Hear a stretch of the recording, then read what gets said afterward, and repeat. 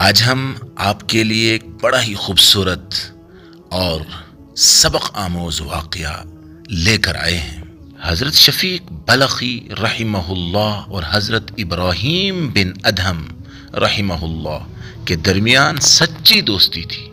ایک مرتبہ شفیق بلخی اپنے دوست ابراہیم بن ادہم کے پاس آئے اور کہا، میں ایک تجارتی سفر پر جا رہا ہوں، سوچا کہ جانے سے پہلے آپ سے ملاقات کر لوں، کیونکہ اندازہ ہے کہ سفر میں کئی مہینے لگ جائیں گے۔ لیکن توقع کے خلاف چند ہی دنوں میں واپس لوٹ آئے، اور جب حضرت ابراہیم بن ادہم نے انہیں مسجد میں دیکھا تو حیرت سے پوچھ بیٹھے، کیوں شفیق اتنی جلدی لوٹ آئے؟ حضرت شفیق بلخی رحمہ اللہ نے جواب دیا، حضرت میں کیا عرض کروں، راستے میں ایک حیرت انگیز منظر دیکھا اور الٹے پاؤں ہی گھر لوٹ آیا۔ ہوا یوں کہ ایک غیر آباد جگہ پہنچا، وہیں میں نے آرام کے لیے پڑاؤ ڈالا۔ اچانک میری نظر ایک پرندے پر پڑی جو نہ دیکھ سکتا ہے اور نہ اڑ سکتا ہے۔ مجھے اس کو دیکھ کر ترس آیا۔ میں نے سوچا اس ویران جگہ پر یہ پرندہ اپنی خوراک کیسے پاتا ہوگا۔ میں اسی سوچ میں تھا کہ اتنے میں ایک دوسرا پرندہ آیا۔ اس نے اپنی چونچ میں کوئی چیز دبا رکھی تھی، اس لیے اس نے آتے ہی وہ چیز معذور پرندے کے آگے ڈال دی، اور معذور پرندے نے وہ چیز اٹھا کر کھا لی۔ اس دوسرے پرندے نے اس طرح کئی پھیرے کیے، بالآخر اس معذور پرندے کا پیٹ بھر گیا۔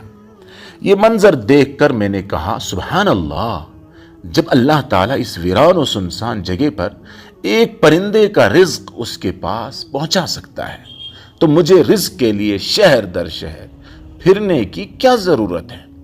چنانچہ میں نے آگے جانے کا ارادہ ترک کر دیا اور وہیں سے واپس چلا آیا۔ یہ سن کر حضرت ابراہیم بن ادہم نے کہا، شفیق، تمہیں اس طرح سوچنے سے مجھے سخت مایوسی ہوئی۔ تم نے آخر اس معذور پرندے کی طرح بننا کیوں پسند کیا جس کی زندگی دوسروں کے سہارے چل رہی ہو؟ تم نے یہ کیوں نہیں چاہا کہ تمہاری مثال اس پرندے جیسی ہو جو اپنا پیٹ بھی پالتا ہے اور دوسرے کا پیٹ پالنے کے لیے کوشش کرتا ہے؟ حضرت شفیق بلخی رحمہ اللہ نے یہ سنا تو بے اختیار اپنی جگہ سے اٹھے اور حضرت ابراہیم بن ادہم کے ہاتھوں کو چوم لیا اور کہا، ابو اسحاق، یہ حضرت ابراہیم بن ادہم کی کنیت ہے، تم نے میری آنکھیں کھول دیں، وہی بات صحیح ہے جو تم نے کہی ہے۔ اس واقعے سے ہمیں دو نصیحتیں معلوم ہوئیں، ایک یہ کہ زندگی میں ہم دوسروں کے لیے کبھی بوجھ نہ بنیں، اور دوسری یہ کہ ہم ہمیشہ دوسروں کے کام آئیں، پاکیزہ اور حلال روزی کما کر دوسروں کے لیے سہارا بنیں۔